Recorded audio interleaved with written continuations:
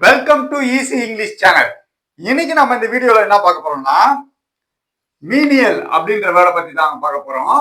மீனியல்னா adjective.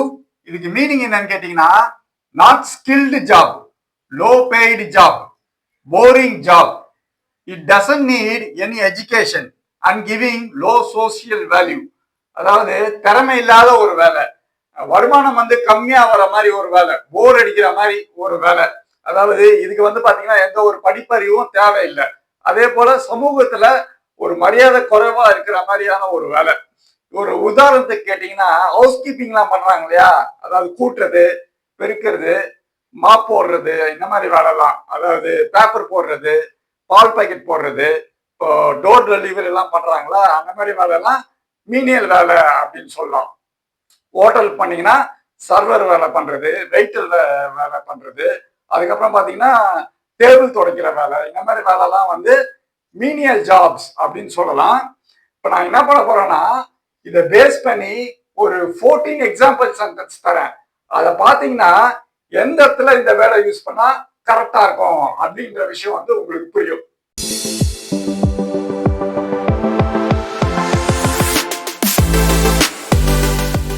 First பார்ப்போம். Washing dishes and cleaning floors are low paid menial works. பாத்திரம் வளர்க்குறதும் கூட்டுறதும் குறைவான வருமானத்தை கொடுக்குற வேலை அப்படின்னு சொல்றாங்க. Washing dishes and cleaning floors are low paid menial works. ரெண்டாவது பார்ப்போம்.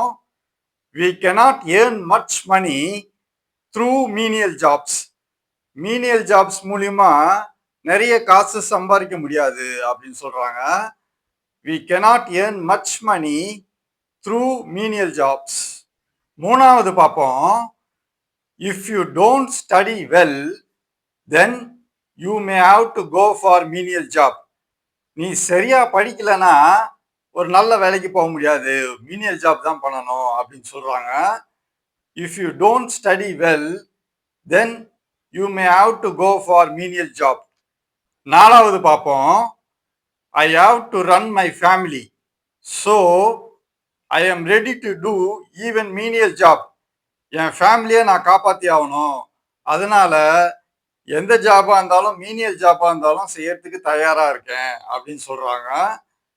I have to run my family so I am ready to do even menial job. அஞ்சாவது பார்ப்போம். after release from prison one has to do menial work for their survival. ஜெயிலிருந்து release ஆகி வந்தா அவங்க உயிர் வாழ்றதுக்கு மீனியல் வேலை தான் செஞ்சாகணும் அப்படின்னு சொல்றாங்க. After release from prison one has to do menial work for the survival. ஆறாவது பார்ப்போம். Many people have no choice other than accepting menial jobs. நிறைய பேருக்கு மீனியல் ஜாப்ஸ் தான் செஞ்சாகணும், அதை தவிர வேற வேலை செய்ய தெரியாது அப்படின்னு சொல்றாங்க. many people have no choice other than accepting menial jobs. ஏழாவது பார்ப்போம். we may do menial labor and still learn to be an artist in our free time. Menial வேலை செஞ்சுக்கிட்டே நம்ம ஃப்ரீ டைம்ல ஒரு கலைஞன் ஆகிறதுக்கு முயற்சி பண்ணலாம் அப்படின்னு சொல்றாங்க. we may do menial labor and still learn to be an artist in our free time. எட்டாவது பார்ப்போம். sometimes assistant director has to do some menial works until he becomes the director. ஒரு அசிஸ்டன்ட் டைரக்டர் டைரக்டர் ஆகிற வரைக்கும் சில டைம்ல menial வேலைலாம் செஞ்சாகணும் அப்படின்னு சொல்றாங்க. sometimes assistant director has to do some menial works until he becomes the director. ஒன்பதாவது பார்ப்போம்.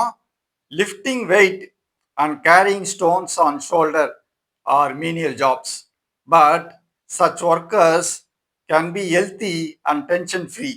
இந்த வெயிட் தூக்குறவங்க, கல் சுமக்கிறவங்க, இவங்கெல்லாம் மீனியல் ஜாப்ஸ் செய்கிறாங்க. ஆனால் இந்த மாதிரி வேலை செய்கிறவங்க ஆரோக்கியமாக வாழ்வாங்க, கவலை இல்லாமல் வாழ்வாங்க. Lifting weight and carrying stones on shoulder or menial jobs. But such workers can be healthy and tension free. பத்தாவது பார்ப்போம். Rather than begging, one can do even menial job. பிச்சை எடுக்கிறதுக்கு பதிலாக ஏதாவது மீனியல் வேலை செய்யலாம் அப்படின்னு சொல்றாங்க. Rather than begging, one can do even menial job. 11வது பார்ப்போம். No one need see their work as menial, but see as a stepping stone to move further. யாருமே அவங்க வேலையை மீனியெல்லாம் பார்க்க தேவையில்ல, ஆனா முன்னேற்றத்துக்கு அது ஒரு படிக்கற்களா பார்க்கலாம் அப்படின்னு சொல்றாங்க. No one needs see their work as menial, but see as a stepping stone to move further. 12வது பார்ப்போம். I don't consider that vehicle drivers are doing menial job because passengers safety is in their hand. இந்த டிரைவருங்கெல்லாம் menial வேலை செய்யறாங்கன்னு நான் சொல்ல மாட்டேன், ஏன்னா நம்ம உயிரே அவங்க கையில தான் இருக்கு அப்படின்னு சொல்றாங்க. I don't consider that vehicle drivers are doing menial job because passengers safety is in their hand. 13வது பார்ப்போம். No job can be menial as long as you work with your full heart. எந்த வேலை செஞ்சாலும் முழு மனசோட செஞ்சா அது menial வேலை கிடையாது அப்படின்னு சொல்றாங்க.